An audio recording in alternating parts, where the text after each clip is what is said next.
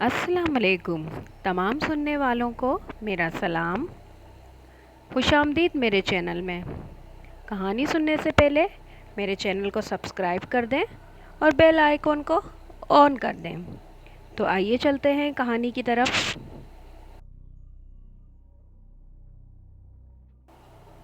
ये वाक़या सुनने के लिए आपको अपना जहन दूसरी जंग अज़ीम से ज़रा कबल के ज़माने में ले जाना होगा। यहाँ मैं अपने एक नहायत करीबी दोस्त रॉबर्ट का तारुफ़ कराऊँगा। हम कई साल इकट्ठे पढ़ते रहे और अच्छे दोस्त होने के नाते हमें एक दूसरे के ना सिर्फ ज़ाती मसाइल बल्कि ख़ानदानी अमूर से भी आशनाई थी। रॉबर्ट का एक छोटा भाई एलन और बहन जेन थी। एलन से तो कई बार सरसरी मुलाकात हुई थी, लेकिन जेन से मैं कभी नहीं मिल सका था। वो अपने आबाई कस्बे फोर्ट टाउन में रहती थी।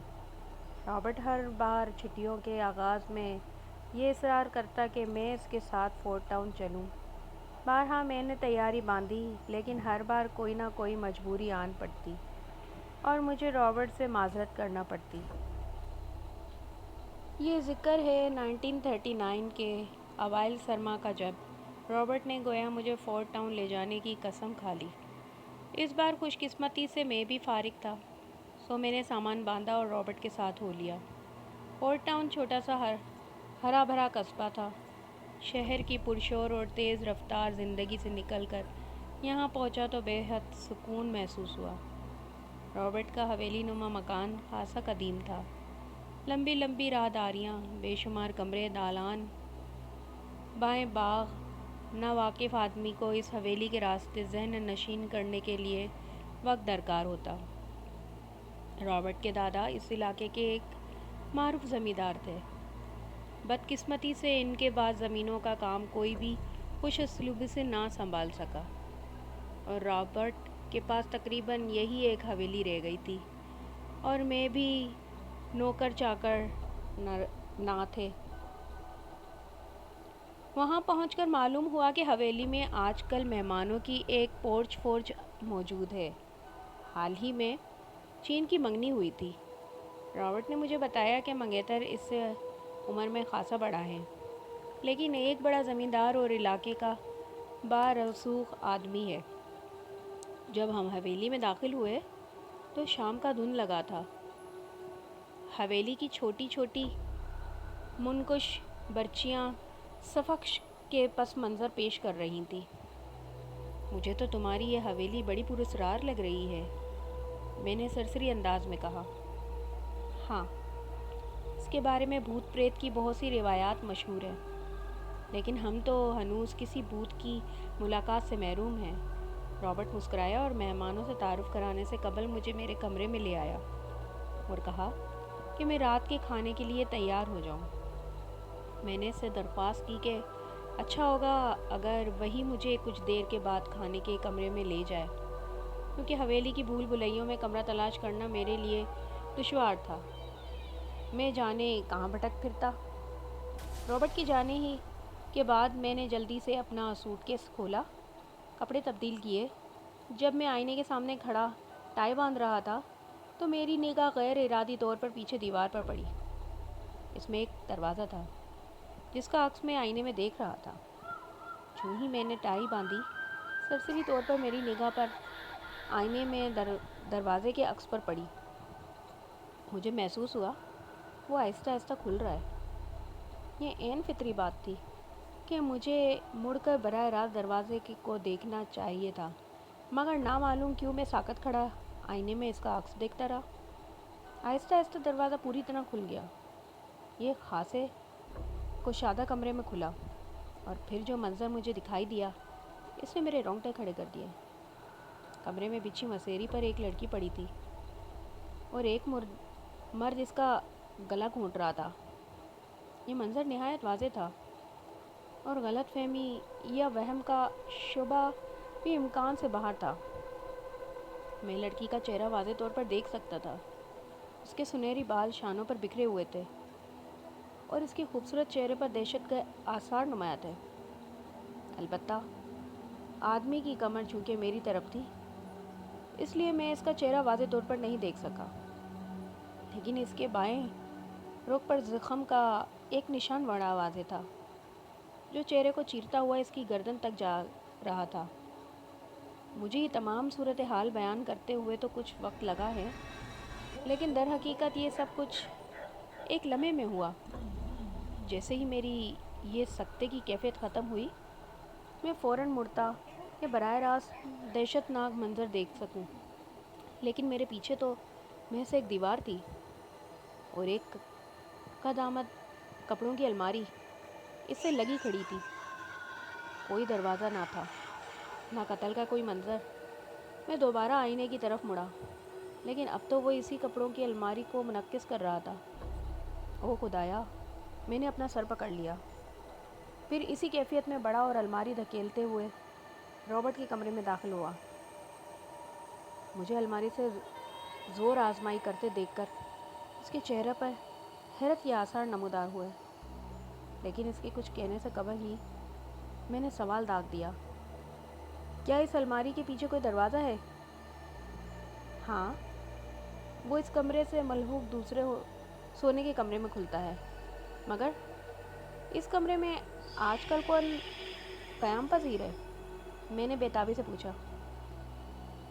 یہ کمرہ آج کل میجر لنگ اور ان کی بیگم کے استعمال میں ہے۔ کیا میجر لنگ کی بیوی کا رنگ انتہائی سفید اور بال سنہرے ہیں؟ میں بے حد پرجوش ہو گیا۔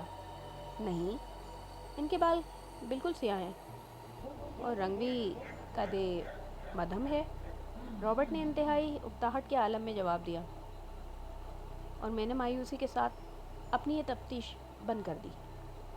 رابرٹ نے سرسری انداز میں اس کا مقصد پوچھا تو میں بات کو گول مول کر گیا۔ دراصل اب میں خود بے یقینی کا شکار ہو گیا تھا کہ یہ منظر کہیں محض میرے تخیل کی پیداوار تو نہیں۔ شاید میں اس واقعے کو اپنا وہم سمجھ کر فراموش کر ڈالتا، لیکن جب تعارف کے دوران رابرٹ نے میرے شانوں پر ہاتھ رکھ کر کہا کہ تم چین سے ملنے کے مشتاق تھے، یہ ہے میری بہن چین، اسے دیکھتے ہی میں مبہوت ہو گیا۔ بالکل وہی لڑکی جسے کچھ دیر پہلے میں نے آئینے میں ہلاک ہوتے ہوئے دیکھا تھا۔ سنہرے بال، رنگ دودیا، گویا سنگ مرمر سے تراشا ہوا انتہائی پرکشش بدن۔ اور پھر رابرٹ دوسری طرف مڑا، اور یہ ہے مسٹر چارلز پائن، چین کے منگیتر۔ جو ہی میری نظر مسٹر چارلز پر پڑی، میرا کلیجہ گویا اچھل کر حلق میں آ گیا اور مساموں سے پسینہ پھوٹ پڑا۔ لمبا قد، سنوالائی ہوئی رنگت اور بائیں گال پر زخم کا ایک طویل اور بڑا واضح نشان جو گردن تک آ گیا تھا۔ یہ سب کچھ کیا تھا؟ وہی لڑکی، ہو بہو وہی لڑکی، اور بائیں گال پر زخم کے نشان والا آدمی جو ہی بے رحمی سے لڑکی کا گلا گھونٹ رہا تھا، اور اب یہ دونوں ایک ماہ کے اندر اندر رشتہ ازدواجی میں منسلک ہونے والے ہیں۔ کیا مجھ پر قبل از وقت ایک انکشاف نہیں ہوا تھا؟ ایک ناقابل فہم صورتحال؟ کیا واقعی شادی کے بعد جین اور چارلز اس کمرے میں ٹھہریں گے؟ اور پھر یہ منظر واقعی حقیقت کا روپ دھار لے گا؟ یہ سوچ کر میرے جسم میں ایک سرد لہر دوڑ گئی، لیکن میں کر بھی کیا سکتا تھا؟ اگر میں رابرٹ یا جین کو یہ واقعہ سناتا تو کیا وہ میرا تمسخر نہ اڑاتے؟ اور بالفرض وہ اس پر یقین کر لیتے تو کیا وہ مستقبل کی اس آفت کو روک پاتے؟ اور اگر میں یہ بات کسی اور کو بتا دوں اور پھر واقعی چارلز یہ وحشیانہ اقدام کر گزرے تو کیا میرا ضمیر ساری زندگی مجھے ملامت نہیں کرتا؟ غرض میں جتنے دن وہاں رہا، پرسکون زندگی کے لطف سے بے نیاز رہا، اسی ادھیڑ بن میں الجھا رہا، اور آخر واپسی سے ایک قبل روز میں نے یہ سب کچھ انتہائی سنجیدگی سے حرف بہ حرف چین کو سنا ڈالا۔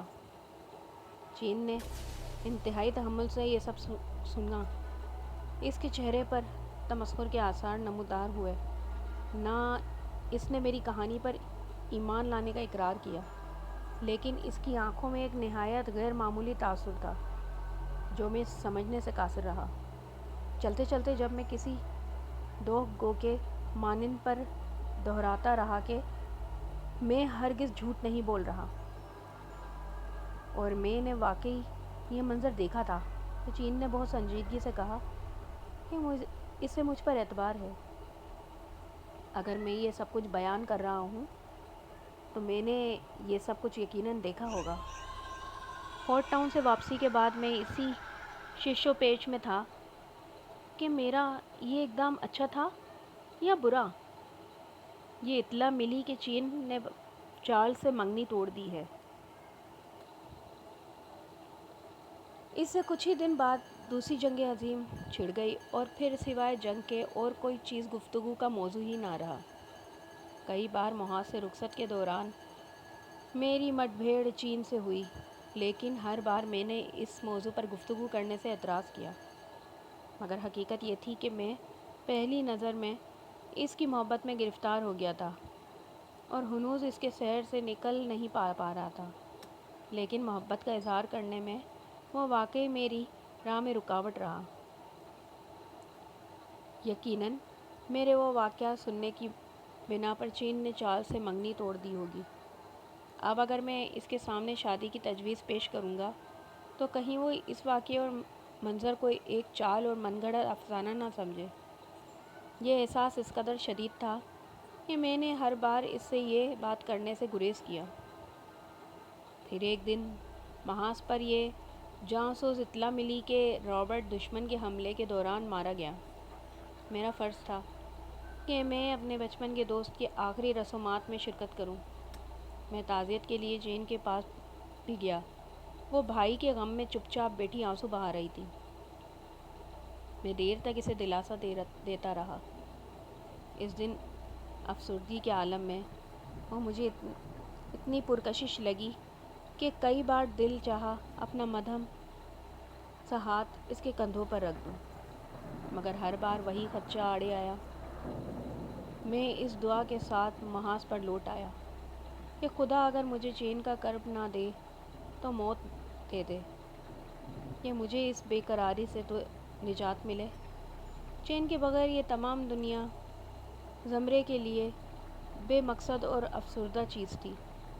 لیکن شاید دشمن کی کسی گولی پر میرا نام نہ تھا، بلکہ کئی بار تو میں حیرت انگیز طور پر موت کے منہ سے بال بال بچا۔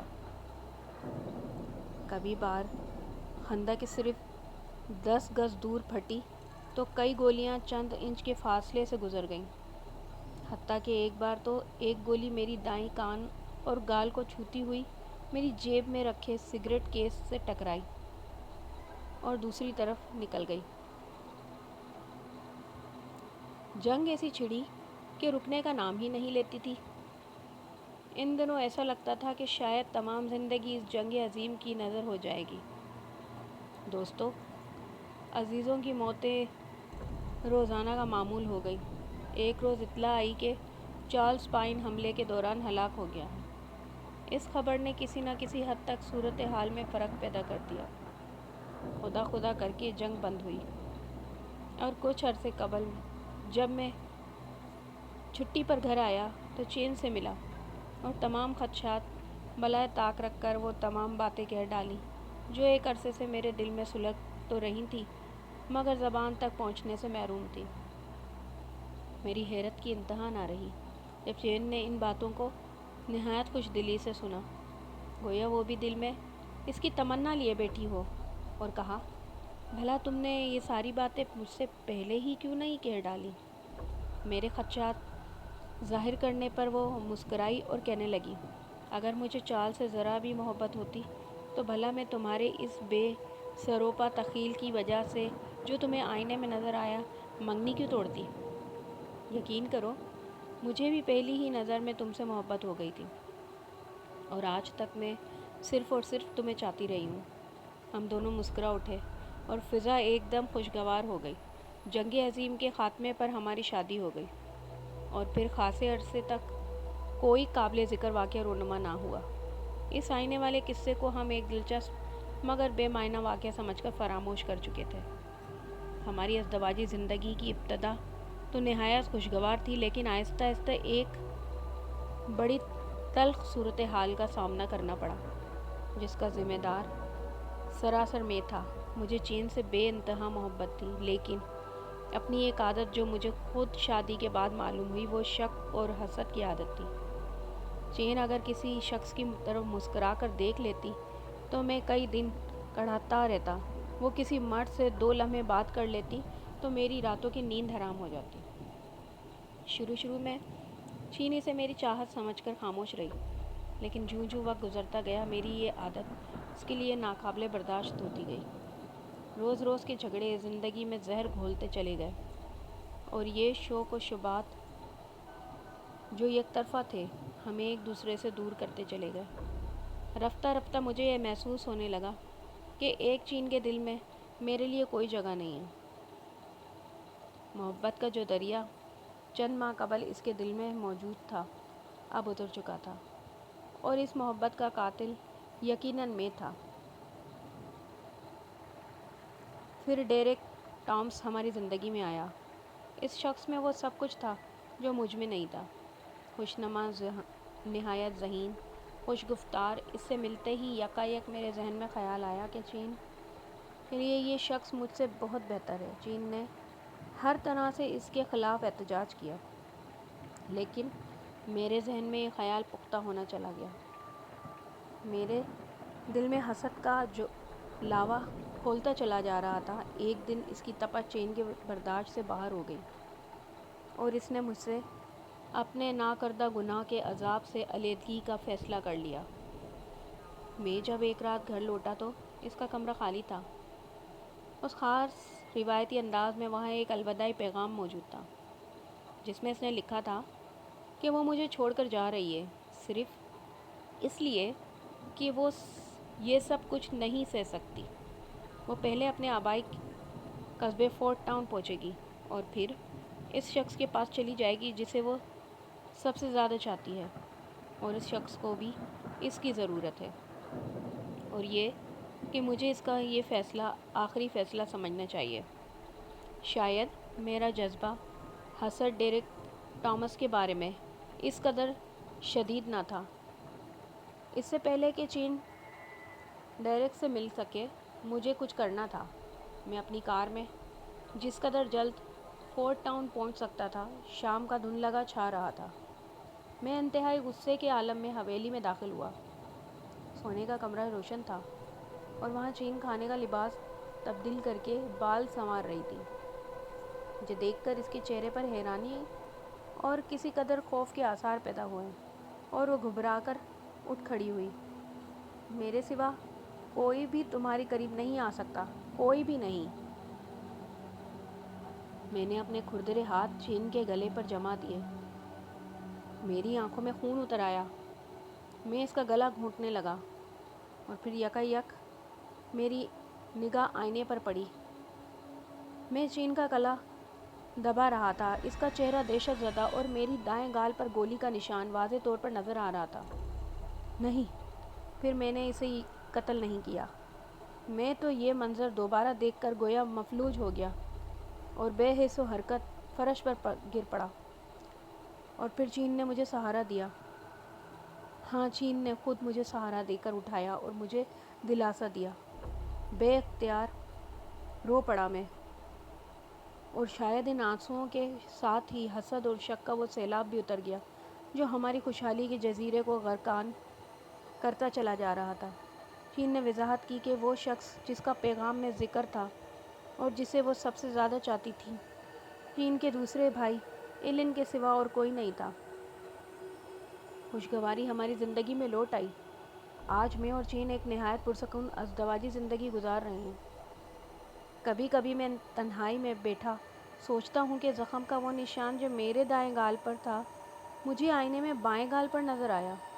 یقیناً چارلس پائن کے معاملے میں مجھ سے ایک نہایت سادہ سی غلطی ہوئی، کیونکہ زخم کا نشان اس کے بائیں گال پر تھا۔